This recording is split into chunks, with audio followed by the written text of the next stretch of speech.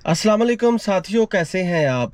मोहम्मद आज़म समीर हाज़िर है जनाब। दुनिया दुनिया देखी, करिया करिया घूमा, एक बात समझ में आई कि ट्रैवलिंग में अल्लाह ताला ने बहुत ज़्यादा कामयाबियां रखी हुई हैं अगर आपकी नीयत अच्छी हो तो इस सिलसिले में पाकिस्तान के बहुत से दोस्त कंट्रीज़ हैं जिनमें पहले नंबर पे, मैं तो ये कैटेगरी भी नहीं बता सकता कि कौन पहले नंबर पे है कौन दूसरे नंबर पे है, लेकिन Azerbaijan, China, Saudi Arabia, Belarus और बहुत सी कंट्रियां जो पाकिस्तान के दोस्त हैं। तो इन दोस्त ममालिक में एक मुल्क है जनाब अज़रबैजान। अब अज़रबैजान, मेरा ख़्याल है कि मैंने जितने भी वीज़ाज़ अप्लाई किए हैं, मैं जहाँ जहाँ भी गया हूँ, मुझे सबसे जो बेहतरीन कंट्री लगा ना रिगार्डिंग वीज़ा एप्लीकेशन, वो है जी अज़रबैजान। अज़रबैजान इस तर्ज से पाकिस्तान का बहुत ही करीबी दोस्त है कि पाकिस्तान, तुर्की और अज़रबैजान ने मिल के जो आर्मेनिया है उसके ख़िलाफ़ जंग लड़ी थी। एक दफ़ा नहीं, दो दफ़ा नहीं, 3 बार। तो पाकिस्तान ने भरपूर साथ दिया था अज़रबैजान का और कामयाबी दिलाई थी अज़रबैजान को अगेंस्ट आर्मेनिया। तो मेरा ख्याल है मैंने ये वाहद मुल्क देखा है अपनी ज़िंदगी में जहाँ पे अभी भी पाकिस्तान के झंडे लहरा रहे हैं। This is really wonderful.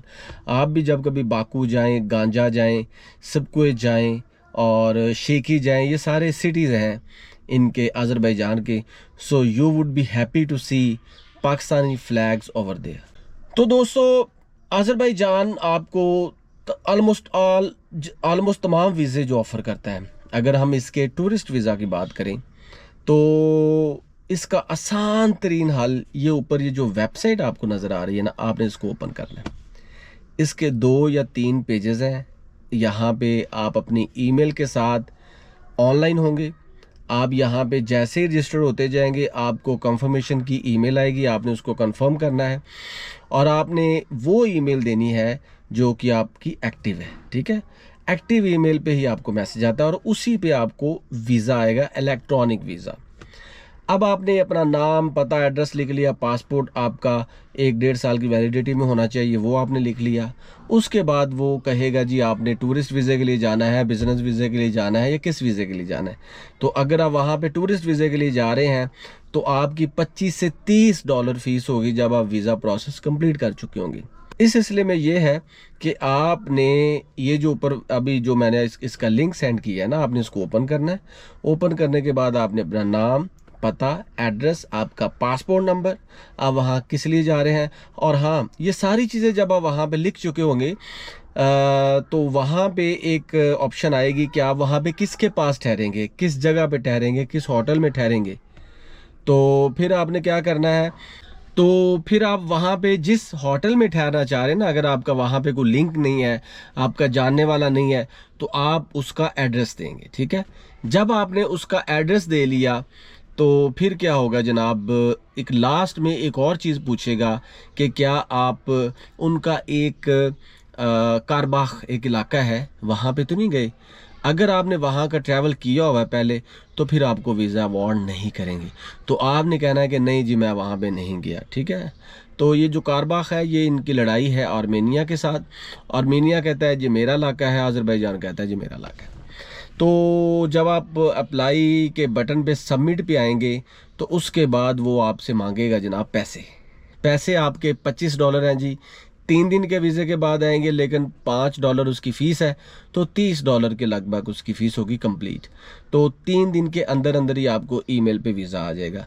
अगर आप अर्जेंट बेसिस पे लेना चाहते हैं तो ये 3 घंटे में वीज़ा आ जाता है। ठीक है, तो ये डिपेंड करता है कि भाई आप 3 दिन के बाद वीज़ा लेना चाहते हैं, 3 घंटे के बाद वीज़ा लेना चाहते हैं। तो मान लीजिए जी आपने 3 दिन की ऑप्शन पे क्लिक कर दिया।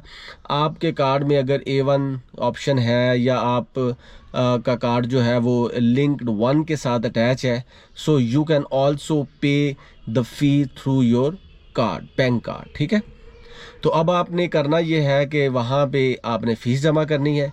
जैसे ही फ़ीस जमा करते जाएंगे आपको ईमेल आ जाएगी जनाब कि आपकी जो वीज़ा फ़ीस है वो हमें रिसीव हो चुकी है और आपका ये फॉर्म है जो हमें एप्लीकेशन की मद में आ चुका है। सो वेट, अब आपको 2 दिन या 3 दिन के अंदर अंदर, और मे बी कि रात को ही आपको ईमेल आ जाए, ठीक है। सुबह आप अप्लाई करें, रात को आपको ईमेल आ जाए।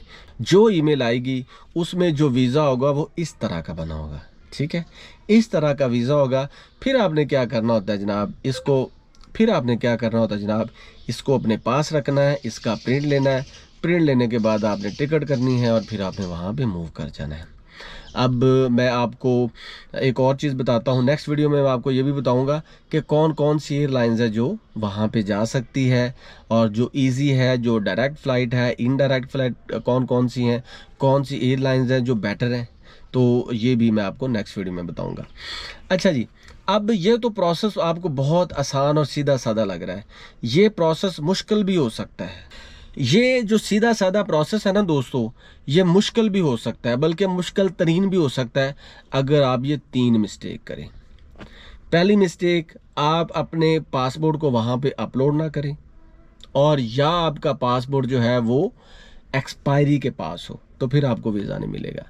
अगर आपने गलती से भी क्लिक कर दिया कि आप कारबाख गए हैं, ठीक है, तो फिर आपको वीज़ा नहीं मिलेगा, ठीक है। तीसरी चीज़ वो ये है कि आपने कोशिश ये करनी होती है कि आपके पासपोर्ट की वैलिडिटी तो ठीक है, आप साथ में बैंक स्टेटमेंट भी अटैच कर दिया करें, ठीक है। जो बैंक स्टेटमेंट होता है ना दोस्तों, वो एक वेपन होता है, वो एक ऐसा सोर्स होता है, वो एक ऐसा रिसोर्स होता है जिससे ये ज़ाहिर हो रहा होता है कि भाई ये जो बंदा है इसको कोई मर्ज़ नहीं है, इसके पास पैसे हैं, ये इजीली ट्रैवल कर सकता है, और जो आपकी एप्लीकेशन को सिक्योरिटाइज कर रहे हैं उनके लिए भी आसान होता है आपको डिसाइड करना कि भाई ये बंदा वहाँ पे जा सकता है। तो ये 3 चीज़ें तो दोस्तों ये 3 चीज़ें हैं जो आपने ज़हन में रखनी, इनकी गलती नहीं करनी। अच्छा, लास्ट बट नॉट लीस्ट वो ये है कि अज़रबैजान जब आप जाएंगे तो मैं आपको ये भी बताऊंगा, एक तो मैंने आपको टिकट्स का एक तो मैंने आपको एयरलाइंस का बताना है, एक मैंने आपको ये भी बताना है कि अज़रबैजान में कौन कौन सी ट्रांसपोर्टेशन है जो आप यूज़ कर सकते हैं, ठीक है, और अज़रबैजान में कौन कौन से होटल्स हैं जो आप यूज़ कर सकते हैं। तो इसलिए मेरा मकसद है कि आपको जिस कंट्री का भी आप जाएं, जिस कंट्री को भी आप टच करना चाहते हैं, definitely you must have non all the transportation means. आपको उसके ट्रांसपोर्टेशन मीन्स का पता होना चाहिए, वहाँ के होटल्स का पता होना चाहिए, और सबसे बड़ी बात यह है कि आपको एयरलाइंस का पता होना चाहिए। भाई ये तो सारे बता देते हैं कि ये वीज़ा है, इस तरह के प्रोसेस है, ये करना है, वहाँ पे जाना है, वहाँ पे नहीं जाना, लेकिन ये मेरा ख्याल है बहुत कम लोग बताते हैं कि आपने कौन कौन सी एयरलाइंस लेनी है और कैसे टिकट परचेज़ करनी है, कैसे आप आसानी से टिकट परचेज़ कर सकते हैं, वहाँ पे कौन सा होटल सस्ता है, कौन सा होटल महंगा है, आप वहाँ पे कितनी रातों के लिए आप रह सकते हैं, क्या 12 बजे के बाद टाइमिंग स्टार्ट होती है आपकी, चेक इन सुबह के टाइम कर सकते हैं, रात के टाइम कर सकते हैं, क्यों सुबह दोपहर 12 बजे के बाद वो अगले दिन की वो एंट्री कर देते हैं। तो ये सारी चीज़ें आप लोगों के लिए जानना बहुत ज़रूरी है, बल्कि बेहद ज़रूरी है, ठीक है। तो मैं कोशिश करूँगा कि अज़रबैजान के तमाम वीज़ा से रिलेटेड आपको बताऊँ। ये तो अभी मैंने टूरिस्ट वीज़ा बताया है, दूसरे वीज़ा उसका बिजनेस वीज़ा, वहाँ पे जॉब कैसे कर सकते हैं, ये सारा जो प्रोसेस है ना ये आप जानेंगे, ठीक है, इसी चैनल पे। क्योंकि अब मैं कोशिश कर रहा हूँ कि आप लोगों को ट्रैवलिंग की तरफ लेकर आऊँ, कि मुझे ये लगता है कि अगर लोगों को ख़ुद से पता होगा कि अप्लाई कैसे करना है, ख़ुद से पता होगा कि कौन सी एयरलाइन चाहिए, ख़ुद से पता होगा कौन से होटल्स वहाँ पे चाहिए, तो मेरा ख्याल है बहुत से मामले आप लोगों के दुरुस्त हो जाएंगे। और साथ साथ मैं ये भी बताऊंगा कि आप वहाँ पे कौन कौन सी साइट्स जो हैं वो विज़िट कर सकते हैं। जैसे कि अगर बात करें अज़रबैजान की, तो इसकी तो बेतहाशा है, लाइन लगी हुई है। सो ये सारी चीज़ें आपको मैं बताता रहूँगा। So stay tuned, thank you so much. और एक चीज़ मैं आपको बताता चलूँ प्यारे भाइयों, मुझे कोई भी मैसेज करने से पहले या ईमेल करने से पहले इस चीज़ का ख़ास ख्याल रखें, मैं वीज़ा एजेंट नहीं हूँ, ना ही मैं कोई लॉयर हूँ, मैं सिर्फ आप लोगों का दोस्त हूँ, आपका भाई हूँ, आप लोगों को गाइड करता रहता हूँ। और मेरा एक ही डिस्क्लेमर है कि आप ख़ुद से अप्लाई करें और ख़ुद से वीज़ा लें। Thank you so much and अल्लाह हाफिज़।